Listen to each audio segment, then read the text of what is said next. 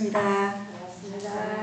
제가 이번 6차 신앙부흥 집회 초청장에 주여 하나님을 위하여 모든 것을 포기하게 하소서. 위기는 서서히 우리에게 덮쳐오고 있고 무서운 시련과 시험이 하나님의 백성을 기다리고 있는 이때 가장 강한 열성이 우리를 사로잡아 복음의 기별이 우리의 교회를 통해 울려 퍼지게 하고 전 세계적인 활동을 하도록 하나님의 백성들을 불러내라는 하나님의 말씀이 우리를 부르고 계십니다.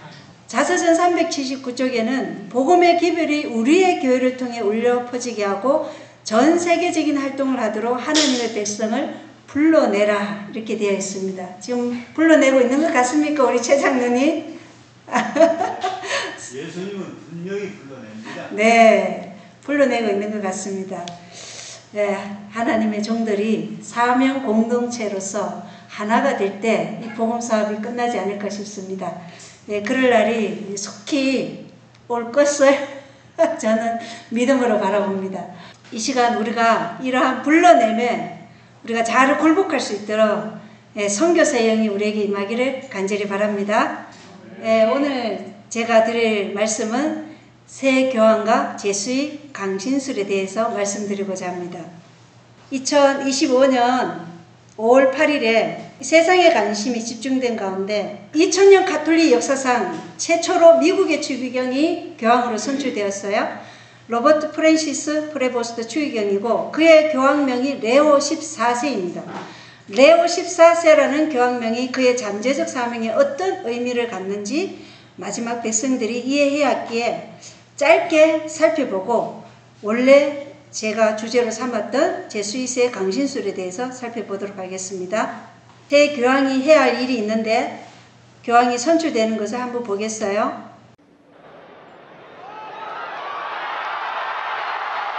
A tutta la terra, la pace sia con voi.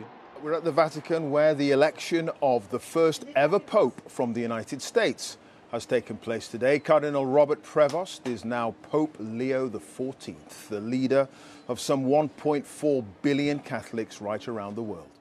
It was frankly a bit of a shock coming less than 2 days after the whole process began. But the speed with which the cardinals had managed to find one among them to become pontiff suggested for many that this is a church united. Well, what do we know about the new Pope Leo XIV and how might he lead the church? Who is Pope Leo XIV? Born Robert Prevost in Chicago in 1955, he became a priest in his early 20s working for the Augustinians in the city.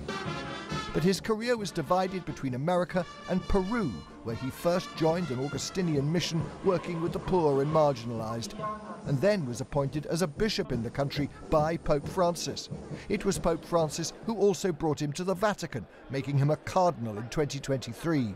It's not, I think, coincidental that Pope Francis chose me. I've been a missionary my whole life, but I am American, and I think I do have some insights into the church in the United States. Insight is undoubtedly one of the qualities the cardinals will have valued. He has a reputation as both a deeply spiritual person, but also a practical manager, skills that will be vital for a pope looking, as he said in his speech, to build bridges and unify.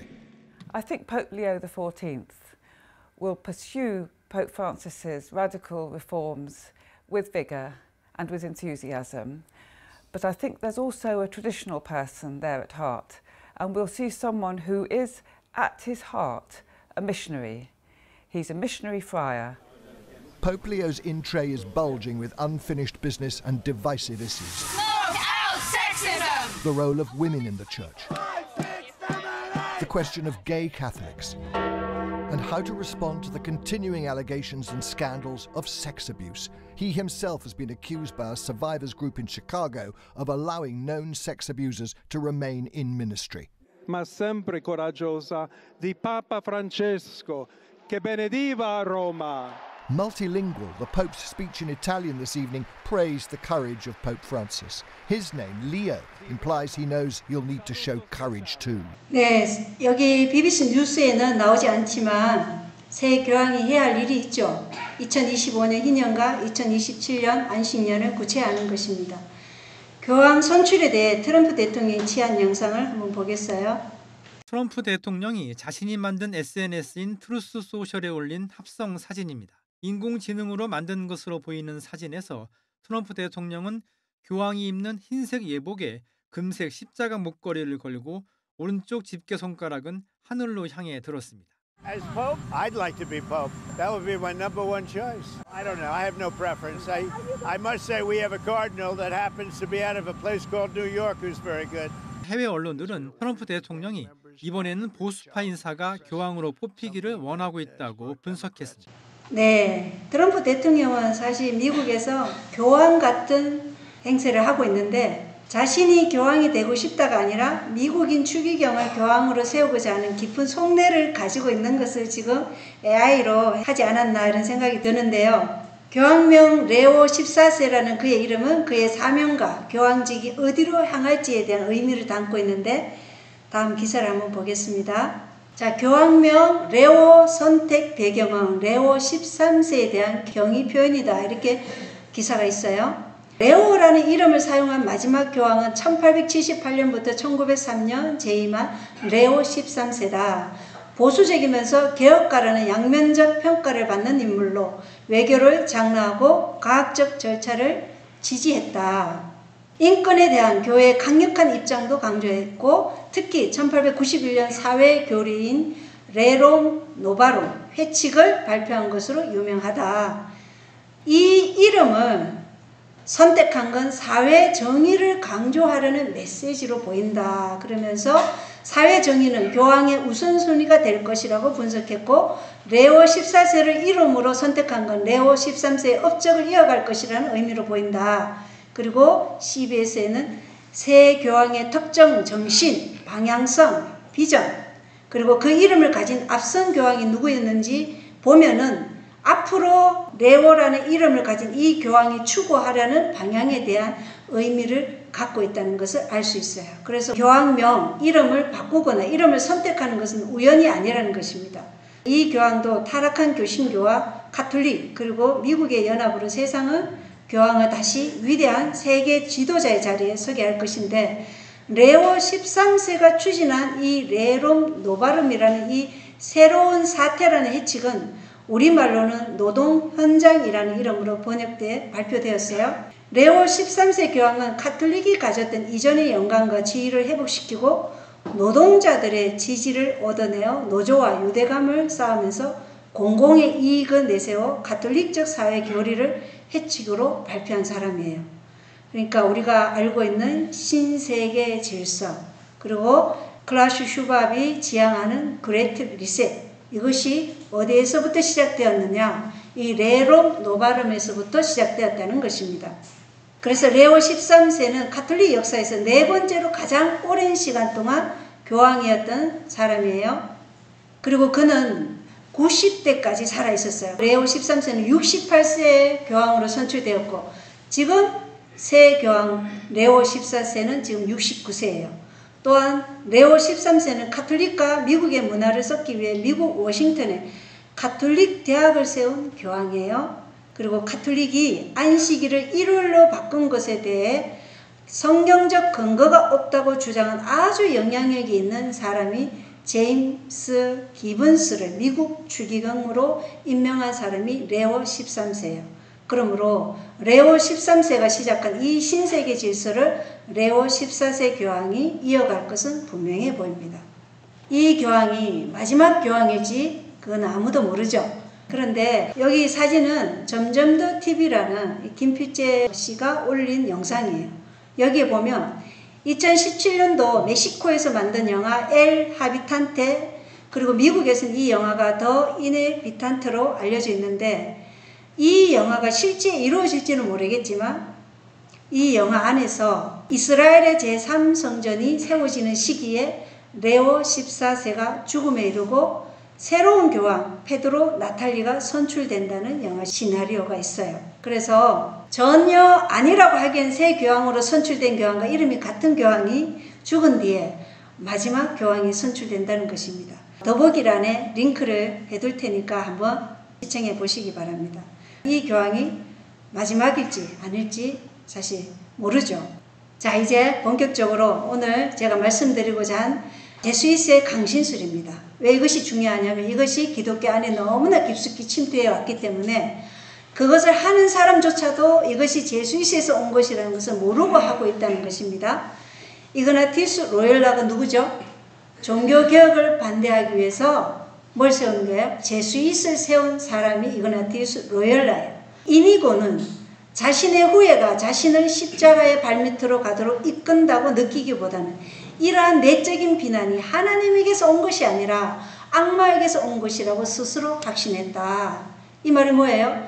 내가 어떤 것에 대해서 뭐 잘못한 것을 좀 느끼고 양심의 가책을 느끼는 이런 비난이 하나님에게서 온 것이 아니고 누구에게서 왔다고? 사탄에게서 온 것이라고 스스로 확신했다는 것입니다. 그리고 그는 더 이상 자신의 죄를 생각하지 않고 기억에서 지워버리고 영원한 망각 속에 묻어버리겠다고 결심했는데 루터는 그리스도께로 돌아섰고 로열라는 자기 자신 위로 무너졌다. 이니고가 한 확신을 더 굳건히 하기 위해 얼마 지나지 않아 환상이 나타났다. 이니고는 성경에서 진리를 찾지 않았으며 그 대신 영의 세계와 직접적인 소통할 수 있다고 생각했다. 루터는 박사학위를 받으면서 성경에 대한 선서를 했고 당시 로열라는 꿈과 환상에 자신을 묶었고 기이한 환영이 그의 삶과 신앙의 원칙이 되었다. 여기 굉장히 중요하죠. 로열라는 그 자신의 죄책감이 십자가로 나가도록 이끄는 것이 아니라 그 자신에게 이르러오는 이 내면의 질책이 하나님으로부터 오는 것이 아니라고 생각했어요. 그리고 이것이 사단으로부터 오는 것이라고 생각했어요.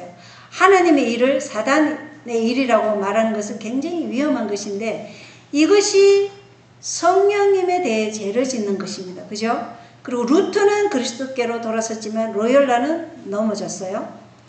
거룩한 성경에서 진리를 찾지 않고 이 로열라가 상상의 세계로 들어가는 것입니다. 루터는 성경에 서약했지만 로열라는 꿈과 계시 속에 자신을 묶어버렸어요.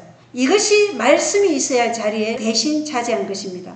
그러니까 선을 악하다 하고 악을 선하다 한 사람이 여기 이그나티우스 로열라라는 것입니다. 제수이스의 창립자이자 제수이스의 초대 1대 장군이었어요. 이그나티우스 로열라가. 그가 고하는 이 영성훈련 또는 영신수련은 오늘날 세계 각 분야에 널리 퍼져 있어요. 은사주의 교회들, 우리나라 순복음교회 이런 교회들, 지금 감리교 장로교도 마찬가지입니다. 이런 은사주의 교회들은 성경은 거의 없고 기이한 경험만 강조해요. 그리고 성령에게 죄짓는 자에게는 구원이 없는데도 불구하고 성령에게서 온 것을 악마에게서 왔다고 믿도록 사람들을 지금 유혹하고 있다는 것입니다.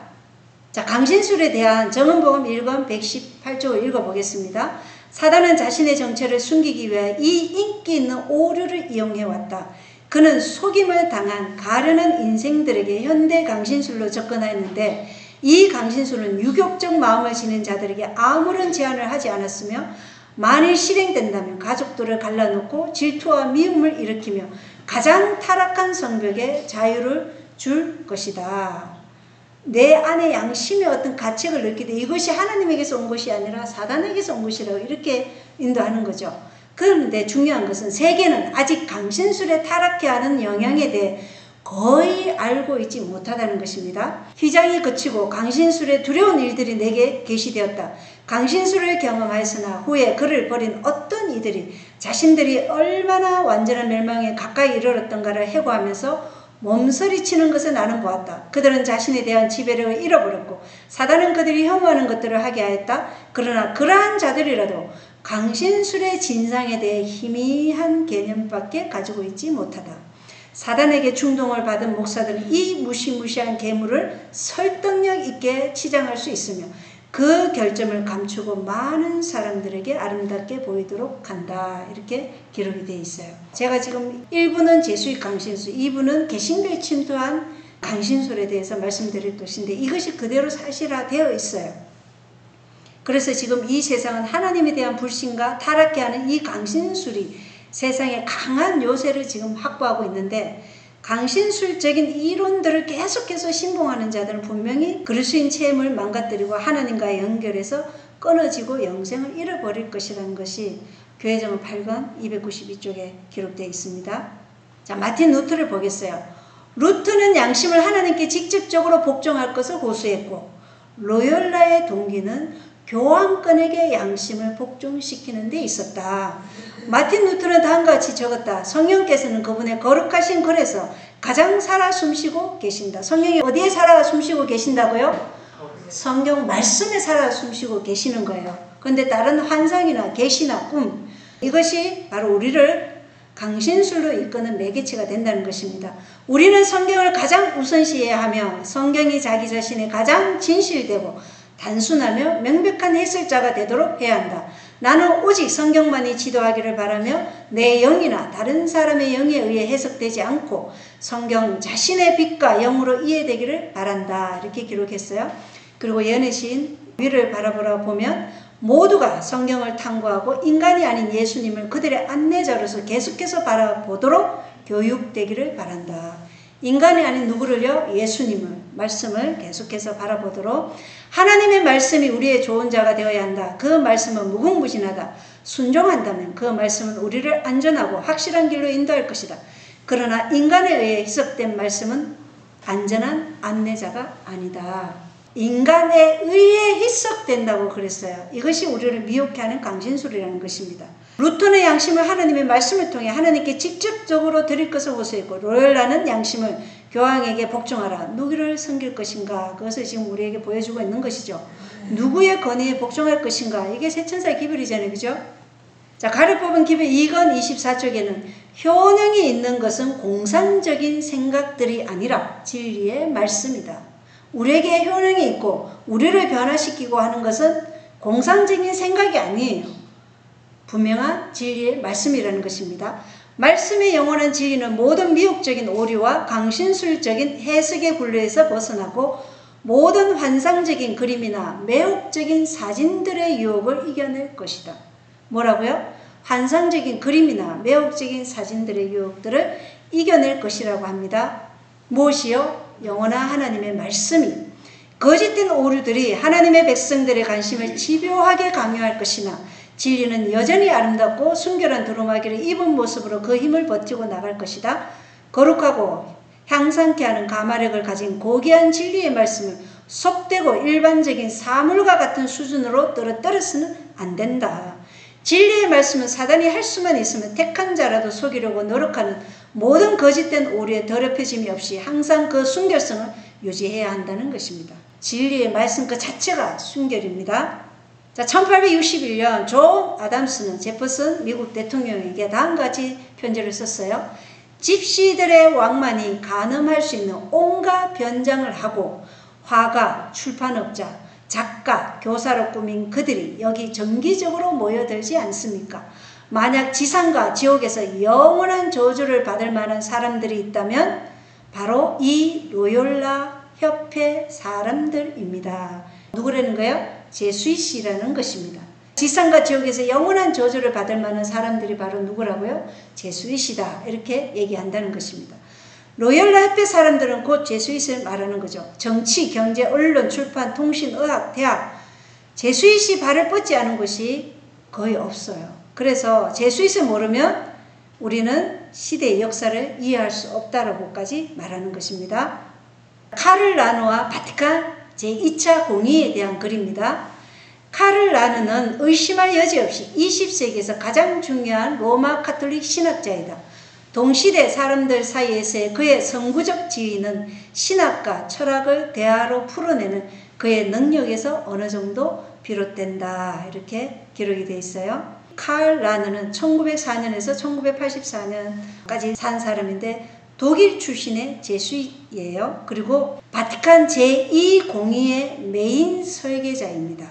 이 바티칸 제2공의회 때문에 많은 개신교도들이 로마가 실제로 변했다고 믿게 됐지만 로마의 교리는 무효하다 그러죠. 그럼 변할 수 있어요? 없어요? 변할 수 없는 것입니다. 무효하기 때문에 절대로 변할 수 없어요. 오히려 더 사악하게 카타콤 지하로 내려가 더 깊게 더 침투에 들어갔어요.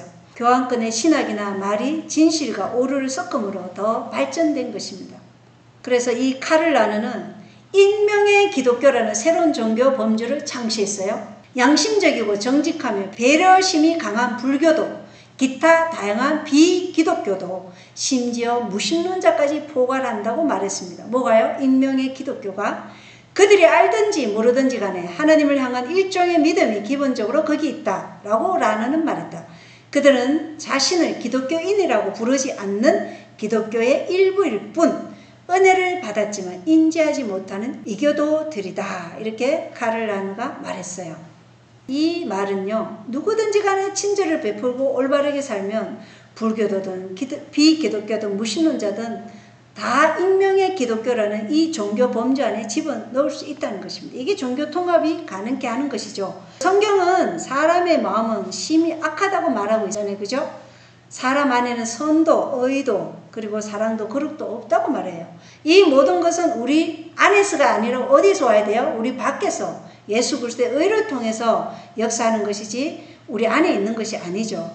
그런데 카를 안의 철학은 모두가 구원을 받았다고 지금 말하고 있는 것입니다. 모세에서 익명의 기독교라는 이 종교 범주를 창시하면서 모든 것을 이제 섞어서 다 구원이 있다. 그래서 어느 길로 가나 다 구원이 있다고 얘기하는 거죠.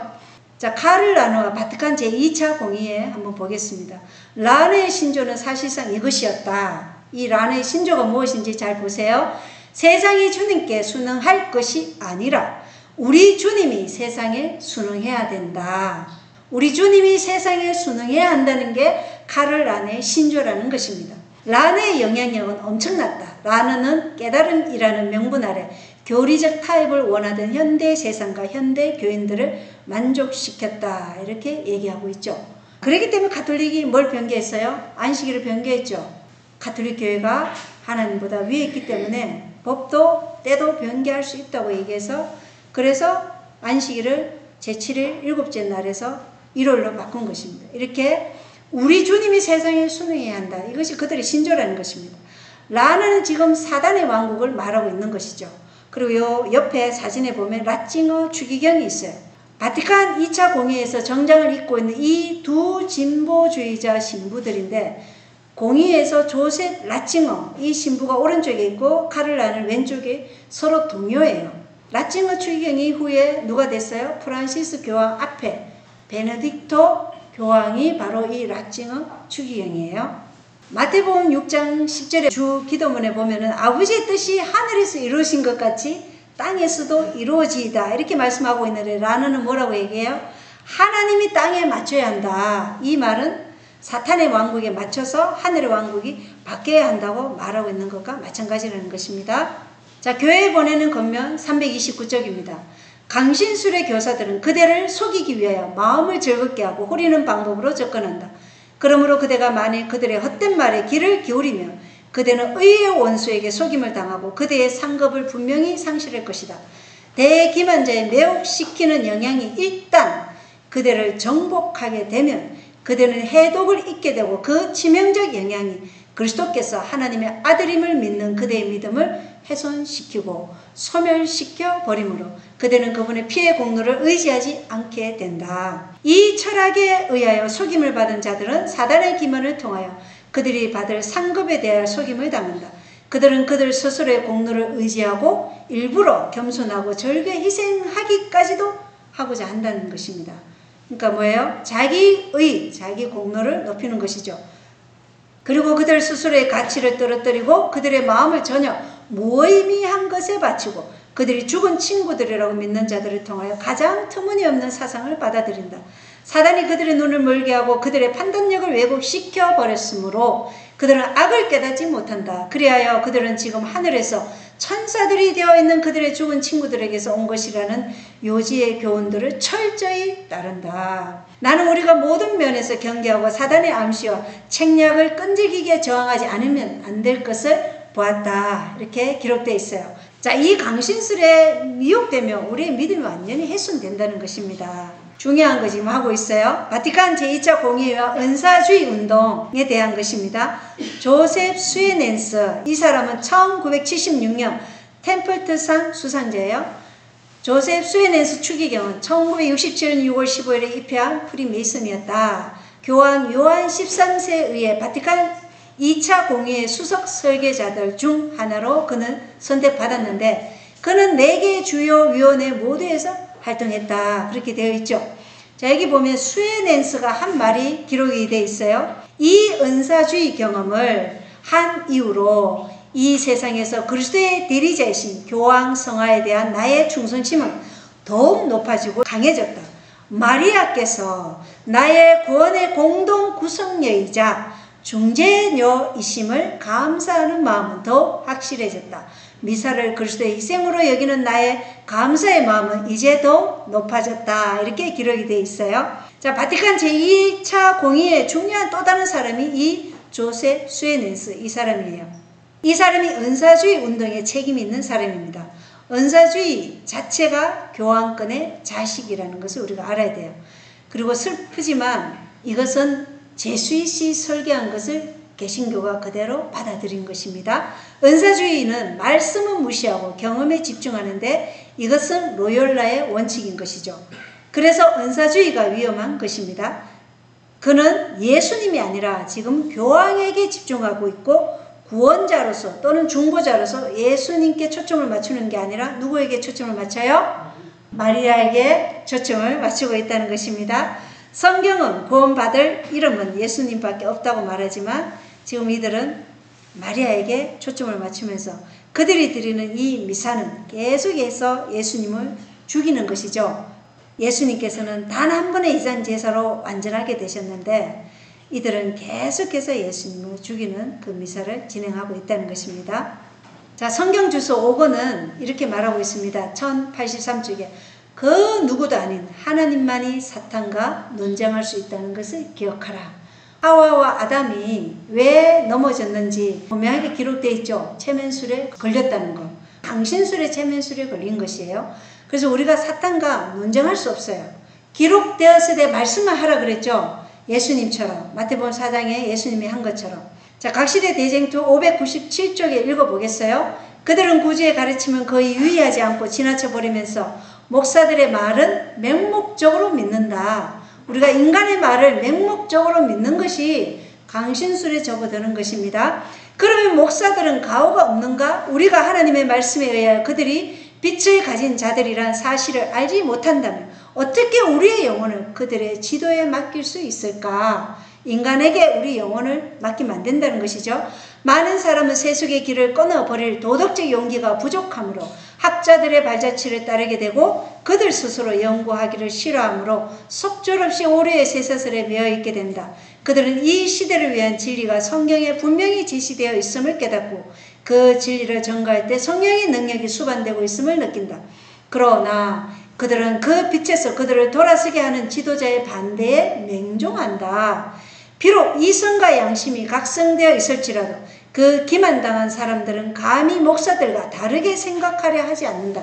그러므로 그들의 개인적 판단과 영원한 유익은 다른 사람의 불신과 교만과 편견으로 말미암아 희생당하게 된다.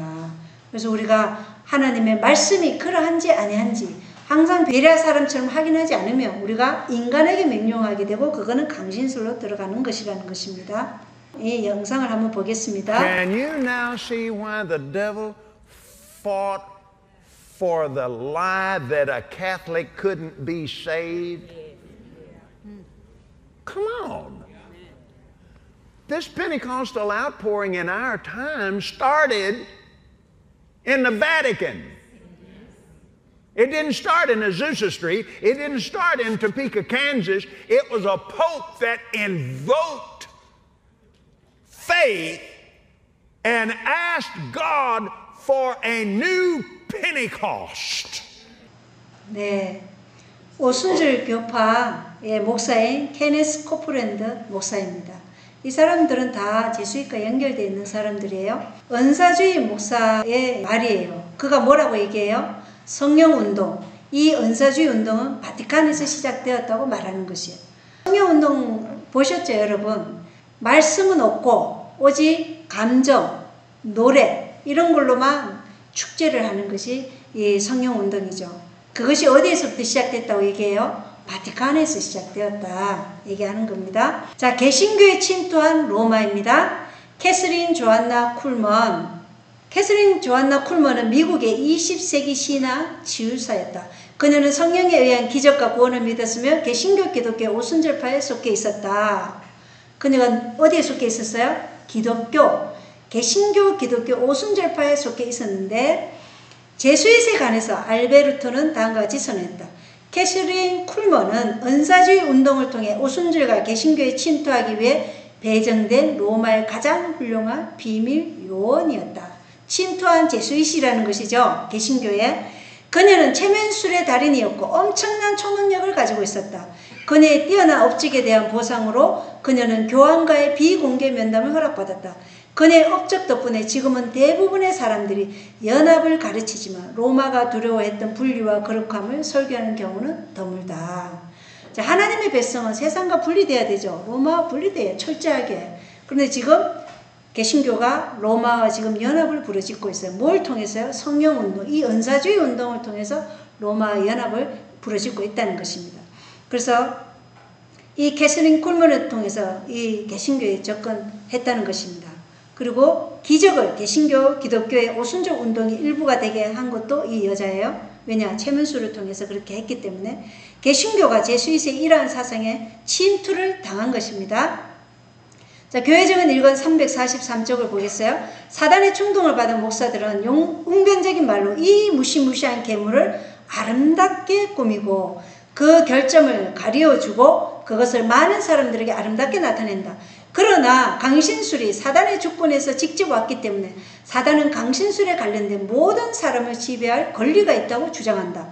왜냐하면 그들이 금지된 땅으로 들어오는 모험을 하여 창조주의 보호에서 벗어났기 때문이다. 사단은 이 강신술에 들어온 자들 다 자기의 지배하에 있다고 얘기하는 거예요. 강신술 교사들의 웅변적인 말에 매혹된 어떤 가르는 영혼들은 그 세력에 굴복당한 후에 그 치명적인 성격을 깨닫고 그것을 버리고 거기서 빠져나오고자 하지만 할 수 없다. 사단은 그의 능력으로 그들을 단단히 붙들고 그들에게 자유를 주고자 하지 않는다. 그는 그들을 자신의 특별한 지배 아래 두고 있는 동안 그들이 틀림없이 자기의 것이 되지만 일단 그들이 자신의 힘에서 벗어나면 그가 다시는 그들에게 강신술을 믿게 하여 그처럼 직접적으로 그들을 자신의 지배 아래 둘 수 없다는 것을 안다. 참으로 사단이 얼마나 영혼들을 잘 파악하고 있는지 아시겠죠? 그처럼 가련한 영혼들이 사단을 정복할 수 있는 유일의 길은 순수한 성경의 진리와 꾸며낸 이야기를 구별해내는 것이다. 그래서 우리가 순수한 성경의 진리와 꾸며낸 이야기를 구별해낼 수 있어야 된다는 것입니다. 자, 히피 운동. 지금 우리 연령대가 70대 이러신 어르신들은 이 히피 운동에 대해서 많이 아실 거예요. 자유로운 사상과 도덕성, 청년들을 갖게 됐어요. 그때 당시에. 그리고 이때 마약이 승행했고 은사주의 경험이 이때 추가됐고 최종적으로 쟤는 미덕이 되었던 게 바로 히피 운동이에요. 히피 운동은 조지타운 대학의 맥솔리 같은 제수잇들에 의해 주도되었어요. 사회를 이렇게 병들게 했다는 것입니다. 이것은 예수님이 긴 머리를 가지고 계신 것으로 표현하는 데 영향을 끼쳤어요. 사랑의 복음, 자유의 복음, 번영의 복음, 커피하우스의 예수님, 로큰롤의 예수님, 모든 문화의 신조와 열망의 필요를 충족시키는 실존적 예수가 이때 만들어졌어요. 그래서 이 교회를 무도회로 만들고 모든 문화권의 요구를 다 들어주시고 만나주시는 예수님으로 만들어버렸어요. 이 히피 운동이요. 자, 이 히피 운동의 주도자 리차드 맥솔리입니다. 이 사람이 제수잇인데 이 사람에 대해서 한번 보겠어요. 1961년에 워싱턴 DC에 있는 조지타운 대학에서, 조지타운은 제수잇 대학입니다.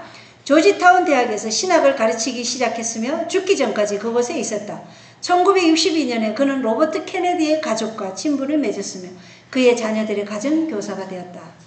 그는 1960년대 내내 매일 몇 시간씩 케네디 가족과 함께 시간을 보내며 가르치고 졸업하고 도왔다.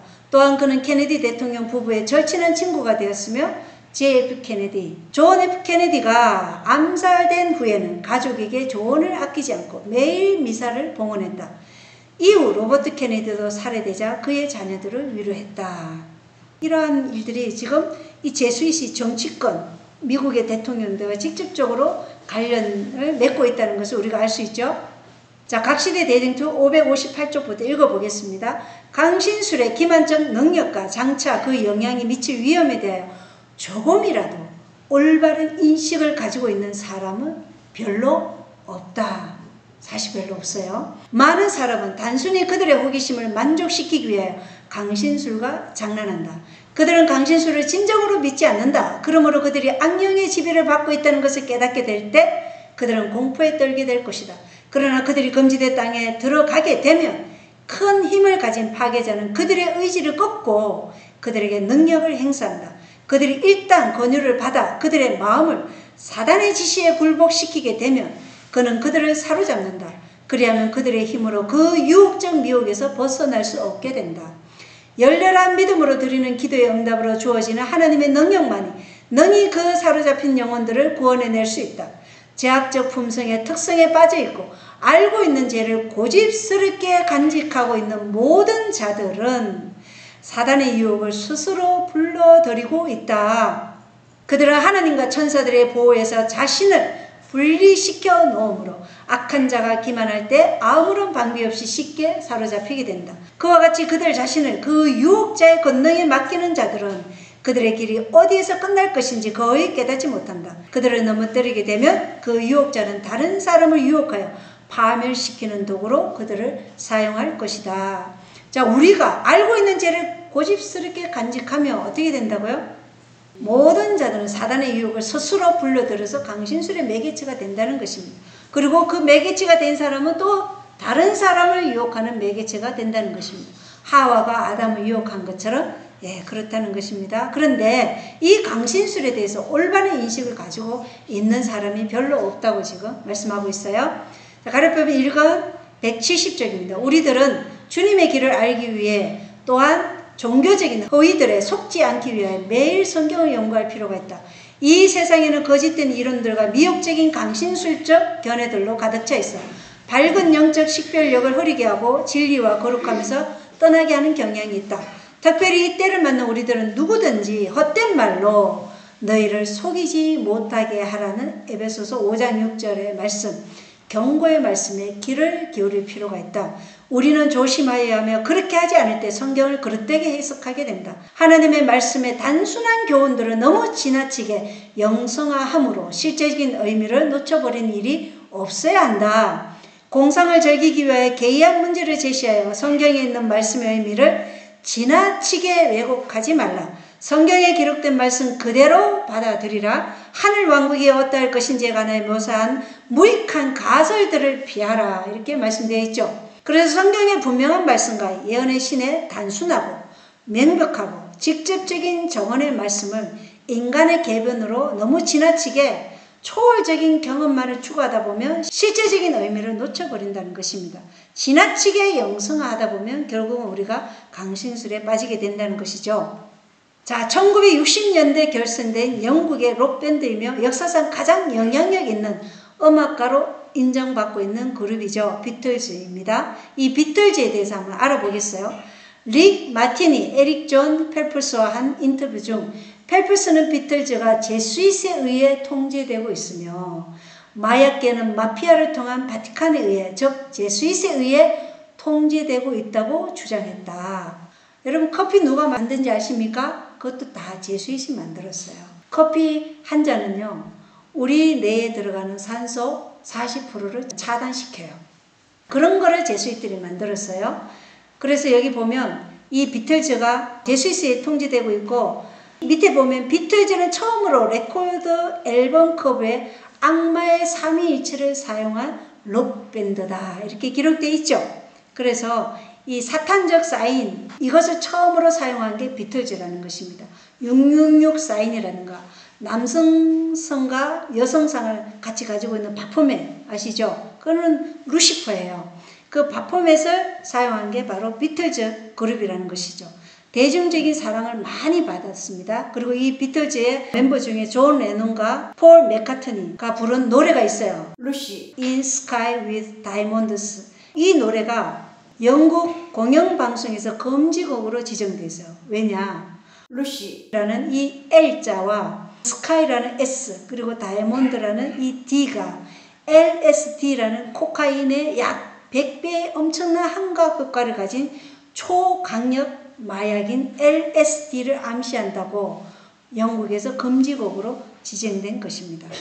그런데 금지곡으로 수록된 이 앨범은 영국 음반 차트에서 27주간 1위를 차지하면서 젊은이들의 정신세계에 큰 영향을 끼치게 되었어요. 그리고 2004년 비틀즈의 멤버였던 폴 맥카트니는 비틀즈의 많은 곡이 마약과 관련되어 있다고 인터뷰를 했습니다. 영국의 비틀즈보다 먼저 20세기 미국의 로켓롤의 황제라 불리웠던 엘비스 프레슬리, 오늘날 아이돌의 원조격입니다. 자, 이 영상 보겠어요? And according to a book by his former security guards, Elvis would sometimes read passages to his audiences from Blavatsky's book, The Voice of the Silence. It's a book that promotes Eastern Hindu meditation as a path to self-realization. While the Beatles practiced and promoted Maharishi's transcendental meditation. While he was in India, John Lennon wrote to a fan, "Transcendental meditation is not opposed to any religion. It is based on the basic truths of all religions. The common denominator, actual experience of God."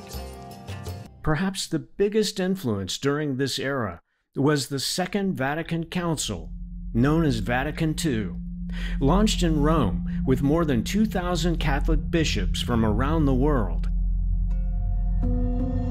Vatican II helped pave the way for interfaithism, promoting unity between the world's religions by sharing the Catholic Church's mystic treasures, that is, its contemplative traditions. The term contemplative life was historically related to various monastic orders of monks and nuns whose lifestyles are oriented towards ascetic practices and contemplative prayer, a form of mysticism. We were asked by the Vatican to get involved in dialogue with Eastern meditation and with Eastern monasticism as the area in which Christianity had the most common basis. According to Vatican II, they would play the main role in the evangelization of the world. And that's exactly what happened. 엘비스 프레슬리 이 공연 중에 블라바츠키의 고요함의 목소리를 읽어줬다. 근데 블라바츠키가 누구냐면 제수의 사상을 계승한 신지학의 창립자예요. 제가 그 세계 비밀 조직들 할 때 말씀드렸는데 신지학의 창립자이자 이 자아 실현을 위한 동양의 힌두교 명상법을 홍보한 책이에요. 이 책이. 그리고 이 비틀즈의 멤버 존 레논이 초월 명상을 수행하고 홍보했는데 이 초월 명상은 그 어떤 종교에도 반대되지 않는 것으로 하나님을 체험하는 것이다. 이렇게 말하고 있어요. 자신이 신이 되는 것이죠. 이 초월 명상은. 그리고 이러한 영향력은 바티칸 제2차 공의회에서 다종교주의의 길을 닦았고 관상과 관련된 전통으로 세계 종교들 간의 연합을 홍보한 것입니다. 그리고 수도승과 수녀들이 금욕적인 수행과 간상기도를 지향했는데 이것은 신비주의의 한 형태라는 것입니다. 신비주의에 들어가면 마귀와 소통하는 것이에요. 관상기도란 침묵 중에 주님께 시선을 고정시키고 마음을 비우고 하느님과 일치하는 기도를 의미하는데 이 바티칸 제2차 공의회는 동양의 명상과 수도원주의를 기독교가 공통적인 기반을 가지고 있다고 말하지만 이 기독교는 성경적 기독교는 분명 아닌 것이라는 것입니다. 기독교의 가면을 쓴 이교의 전통을 가지고 지금 기독교화시키는 것이죠. 헬레나 블라바츠키의 이 침묵의 목소리, 간상기도, 초월명상, 신비주의 등이 세상의 복음전도에 있어 주된 역할을 할 것이라고 지금 여기 영상에 나오지 않습니까? 이 주장이 정확히 지금 이루어지고 있다는 것입니다. 제수잇이 온 세상 종교계에 침투한 결과의 산물이 바로 이러한 초월명상, 신비주의, 간상기도, 침묵의 목소리 이러한 것들이 지금 실제로 모든 종교에 들어가 있다는 것입니다. 자, 이분은 월터 바이츠 박사님, 우리 재림교회 남아공에 계시는 목사님이고 많은 설교들이 올라와 있죠. 이 월터 바이츠 목사님이 직접 경험한 간증을 한번 들어보겠습니다. You know, in my own life, remember when I started studying the scriptures, And I'd had all these problems in my house, and I'd had the Catholic Church around to get rid of them, do an exorcism. And this Catholic exorcist, an elderly gentleman, came into my house, said a mass. He was thrown around all over the place in the house. There was a real demonic presence there. And when he left, the problem was resolved. And then over a year of peace, eventually, by circumstances which people can look at in other sources, I came back to the scriptures. And I discovered, that the scripture is the norm.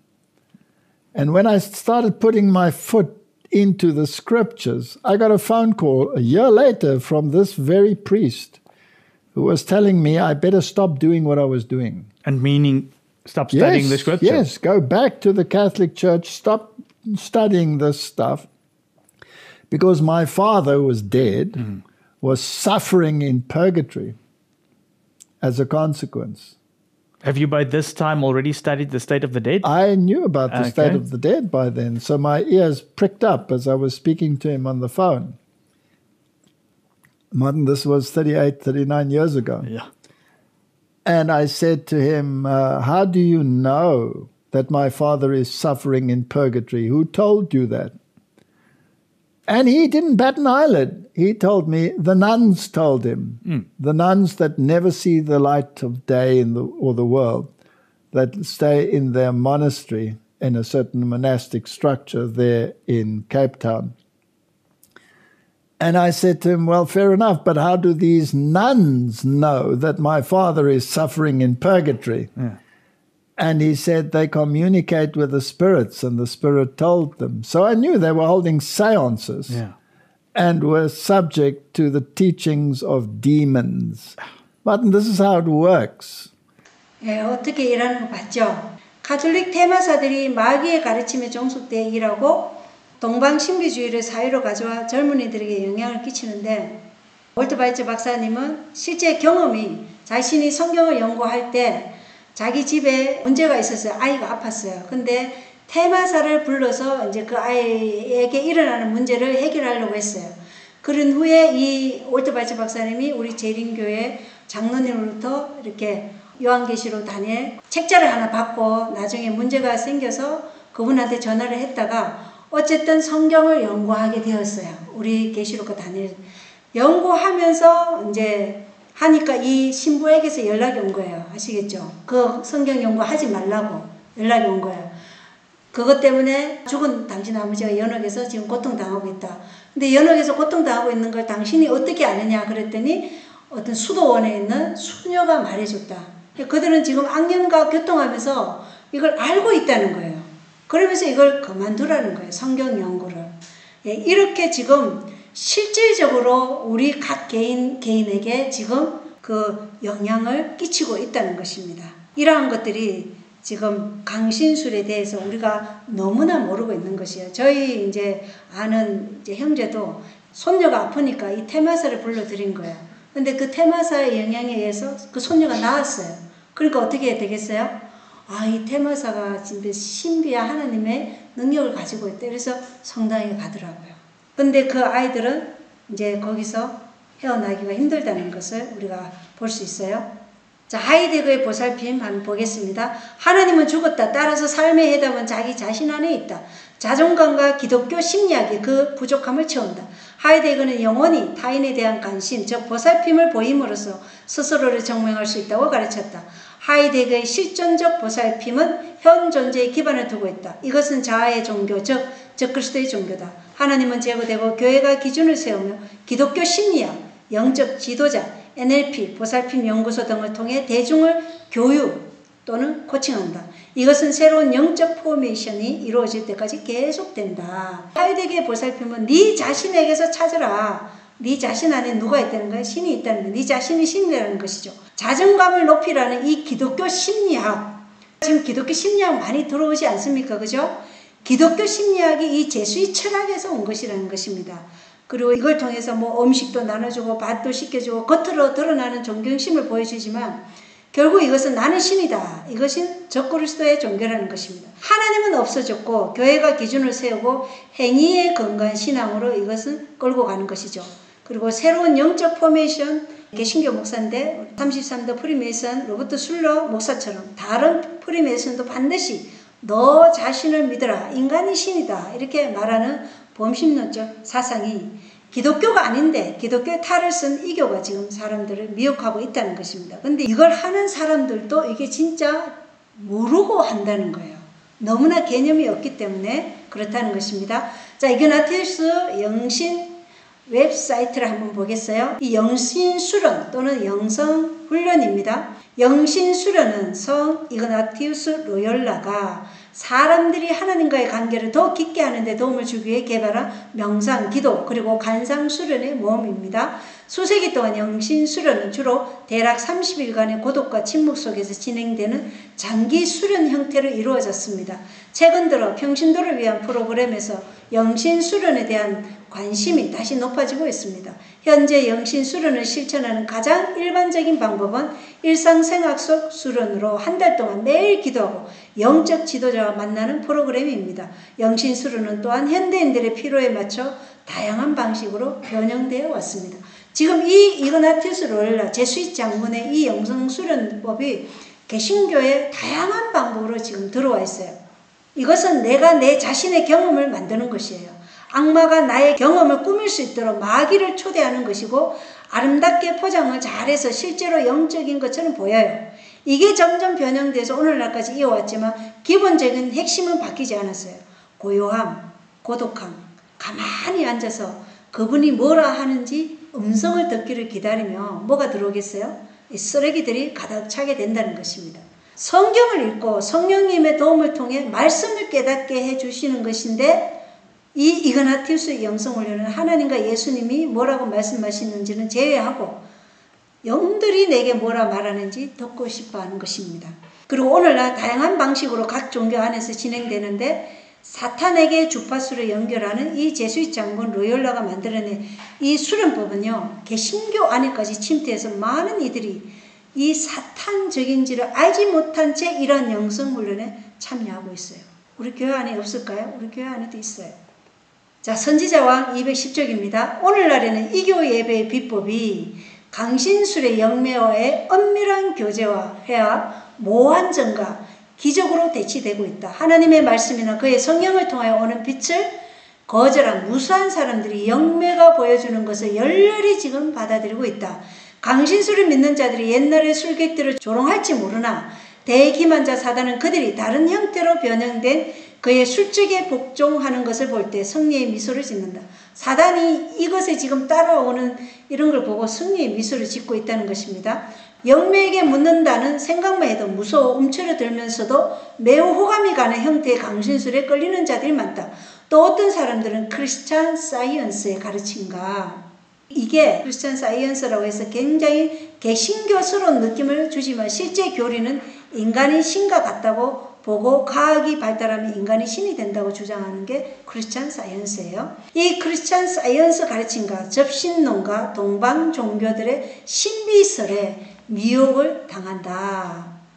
자, 접신론이 뭐예요? 우주, 세계, 자연, 인간의 모든 것이 신이라고 하는 세계관이죠. 범신론적이고 접신술이고 강신술이죠. 거의 모든 형태의 강신술의 주창자들은 병 고치는 능력을 가졌다고 주장해요. 병을 실제로 고치는 게 병을 주고 그걸 가져가는 그런 것들이죠.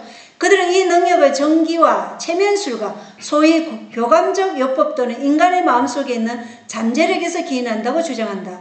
그리고 오늘날과 같은 기독교 시대에도 살아계신 하나님의 능력과 훌륭한 자격을 갖춘 의사들의 기술을 의지하는 대신에 이와 같은 자들에게 치료를 받으러 가는 사람들이 적지 않다.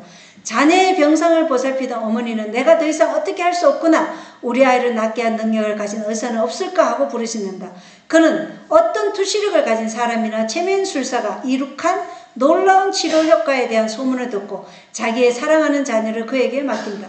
그는 사탄이 마치 자기 편인 양 사단의 손에 그 아이를 놓는다. 많은 경우에 있어서 그 아이의 장래의 생애는 사단의 능력에 지배당하며 그 능력을 깨뜨릴 수 없는 것처럼 보인다.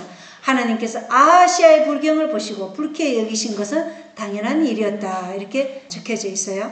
그래서 아시아는 아방의 아들로 자기 다락방의 격자창에서 떨어져 병들자 에그론에 있는 바알에게 물으라고 사자를 보내죠. 그러자 하나님께서 어떻게 했어요? 엘리야 선지자를 보내서 이스라엘에 하나님이 없어서 바알에게 물으러 가느냐. 그러면서 아시아가 반드시 죽으리라고 말씀하셨어요. 하나님께 가면 되는데 이러한 투시력을 가진 사람이나 체면술사에게 찾아가면 그 아이는 이제 사단의 손에서 헤어나실 수 없다는 것입니다. 자, 사도행전 474쪽 보겠어요? 그리스도 교회를 둘러싼 위험들에 관한 하나님의 말씀의 경고들은 오늘날 우리에게도 적용된다. 사도 시대의 사람들이 유전과 철학으로 성경에 대한 믿음을 파괴시키려고 노력한 것처럼 오늘날도 의의 원수는 고등 비평, 진화론, 강신술, 접신술, 범신론 등과 같은 호감이 가는 이론들을 사용하여 영혼들을 검단의 길로 인도하려고 노력하고 있다. 강신술에 의하여 군중들은 욕망이 최고의 법이며 방종은 자유, 인간은 자신에게만 책임을 진다고 믿도록 가르침을 받는다. 자, 여기 보세요. 그의 눈을 그리스도에게 고정시키며 밝혀주신 길로 꾸준히 전진하고 그분의 가르치심과 일치하지 않는 모든 관념들을 버려야 한다. 우리가 그렇게 해야 된다는 것입니다. 우리가 이 강신술에서 헤어나려면 하나님의 진리가 명상과 묵상의 주제가 되어야 한다는 것입니다. 그리고 하나님의 말씀이 성경을 자신에게 직접적으로 말씀하신 하나님의 음성으로 간주하여야 하는데 이렇게 하면 그는 신적인 지혜를 발견할 것이다. 그래서 우리가 강신술에 대해서 보호를 받으려면 항상 하나님의 말씀, 직접적인 하나님의 말씀이 하나님의 음성으로 간주해야지 다른 이상한 음성을 듣고 그것이 하나님의 음성이라고 하면 강신술에 미혹돼서 거기에 넘어간다는 것입니다. 제수잇 장군에 대한 영상 보겠어요? I want to ask you a little bit more about Pope Francis and how being a Jesuit has shaped him as Pope. He's somebody who talks a lot about discernment, which is a really important part of Jesuit spirituality. And I'm wondering if you could talk a little bit about, what we can all learn from Pope Francis about discernment. Pope Francis is not only a Jesuit, he's a Christian. And discernment is part of Christianity. Discernment is an essential dimension of Christian life in all times. No, it's not something recently. No, Jesus was a man of discernment. That's why Jesus stayed with us after the resurrection throughout the Spirit. He gave us the most precious gift, His Spirit, the way of discerning. We are about to celebrate Pentecost in a few days, so we can renew our idea of being guided by the Spirit. Discernment is the skill every Christian needs to be guided by the Holy Spirit. And that's why Ignatian spirituality is so pointed on that. And Ignatian spiritual exercises are a kind of discernment school that he learned in himself. So following the spiritual exercises, every person can be helped to hear the voice of God, calling him to a fully human life and to decide to follow that voice, not to make an election. And you can also maybe remember that the success of Ignatius with the spiritual exercises were among university students. He was an old university student, and he get together with some young university students. All the first companions of Ignatius were university students gathered by the experience of the spiritual exercises. So that's right. This school of discernment has been a very fruitful for us in all the stage of our life and apostolate. Yeah. So all Jesuits do the spiritual exercises, but one thing that's always struck me about the society is the diverse directions that Jesuits go on from there. So you have Jesuits who are teachers, doctors, actors, podcasters, everything you can think of. And, that's clearly part of the Jesuit charism and the strength of the order. But as the person who's on top of that, at the neck, how do you manage such a diverse workforce? Well, first of all, every day I discover something new that Jesuits are doing. 네, 31대 검은 교황이죠. 2016년에 선출된 제수이 장군 알토르 소사의 인터뷰 영상인데요. 식별력이 굉장히 중요하다고 말하는데 식별력이 말씀에서 나오는 것이 아니라 로열라의 영성훈련에서 나온다는 것이고 이 로열라의 영성훈련이 인간으로서 온전한 삶을 살아가는데 하나님의 음성을 듣는 도움을 받는 것이라면 결국 이 식별력은 영적인 지도자에게 복종하는 것으로 결국은 자신을 하나님이라고 말하는 교황에게로 사람들을 이끌어가는 제수잇의 철학에 세뇌당하는 것이라고 할 수 있어요. 그래서 모든 제수잇은 이 로열라의 영성훈련을 받는다는 것입니다. 그리고 이 땅에서의 삶만 그들에게 있는 것이고 미래가 없는 것이에요. 왜냐? 어린 양의 피를 믿는 믿음을 통해 의를 받아야 하늘 유리 바다까지 살 수 있는데 이들은 이 땅을 위한 삶을 살기 위해서 땅에서 인간적인 삶을 약속하면서 자신을 경배하면 이 땅의 모든 것을 주겠다고 말하는 사탄의 가르침인 것이죠. 그래서 이 제수잇은 우리가 봤지만 음악계, 로스타나 또 스포츠 스타, 또 드라마, 영화에서의 스타, 대형 교회 목사들에게 이 모든 것들이 사탄의 씨가 뿌려졌고 계속해서 지금 역사하고 있어요. 이그나티우스 로열라의 영성훈련인데요. 제수잇 수련회는 보통 4주간 해요. 코치라고 불리는 인도자 마스터에 의해 수련회가 운영되는데 첫 번째 규칙을 보면 우리는 모든 판단을 제쳐두고 모든 면에서 우리 주 그리스도의 참된 신부 곧 우리의 거룩한 어머니신 교회의 상류층에 순종할 마음을 신속하게 준비하고 가져야 한다. 이렇게 기록되어 있습니다. 우리의 모든 판단을 뭐하고요? 제쳐두라고 하는 것입니다. 그리고 우리의 거룩한 어머니이신 교회의 상류층에 그러니까 지도자에게 맹목적으로 순종하는 것이죠. 그리고 13번째 규칙을 보면 모든 일에 옳기 위해 만약 교회의 상류층이 그렇다고 결정하면 내가 보는 흰색은 항상 검은색이라고 생각해야 한다. 그래서 지도자층에서 흰색을 검정색이라면 나는 어떻게 해야 된다고요? 그게 검정색이라고 인정해야 된다는 것입니다. 우리 주 그리스도 그 신랑과 교회고 그의 신부 사이에는 우리 영혼의 구원을 위해 우리를 다스리고 인도하는 동일한 영이 있다고 믿는다. 이는 십계명을 주신 우리 주와 같은 영께서 우리의 거룩하신 어머니 교회를 인도하고 다스리시기 때문이다. 이렇게 말하고 있죠. 하나님의 법을 변경한 가톨릭에 하나님께서 인도하실 일은 없어요. 그죠? 다른 영이 인도하고 있는 것입니다. 그래서 이들은 뱀같이 카멜론같이 이 수련의 마스터가 교육, 성격, 삶의 역할, 나이, 간신도 이런 걸 아주 세밀하게 조사해서요. 조정합니다. 그리고 경험 있는 마스터들은 훈련받은 제수잇들이 다 배후에 있는데 로열라에서부터 직접적으로 온 것을 지금 가르치고 있는 것이고 많은 대형 목사들, 여자분 쿨먼이나 로버트 술러처럼 이러한 사람들은 변정하고 있는 제수잇이에요. 기독교 안에서. 그리고 이들이 바벨론에 거짓된 이 포도주를 사게끔 지금 사회를 기만하고 있어요. 그리고 이러한 침도가 어떻게 작용하고 현재 우리 사회에 어느 지점까지 왔는지 살펴보면 이그나티우스 로열라의 이 영성훈련에 대하여 제수잇이 쓴 거를 우리가 지금 살펴보았어요. 모든 판단은 제쳐둔 채 시체처럼 인간 지도자에게 복종하는 것이 이게 영성훈련이라는 것입니다. 아까 봤던 31대 알토르 소사 그 사람이 얘기한 제수잇이 말한 이 식별력은 제수잇의 말에 시체처럼 마치 죽은 사람처럼 복종하는 것을 말하고 있다는 것입니다. 말하자면 토달지 말고 복종하라. 이성적 판단들은 다 내려놓아라. 이 말이죠. 자, 이제 보겠습니다. 각실에 대해서는 595조. 사단은 하나님 대신에 사람에게 주의를 끌게 하고자 끊임없이 노력하고 있다.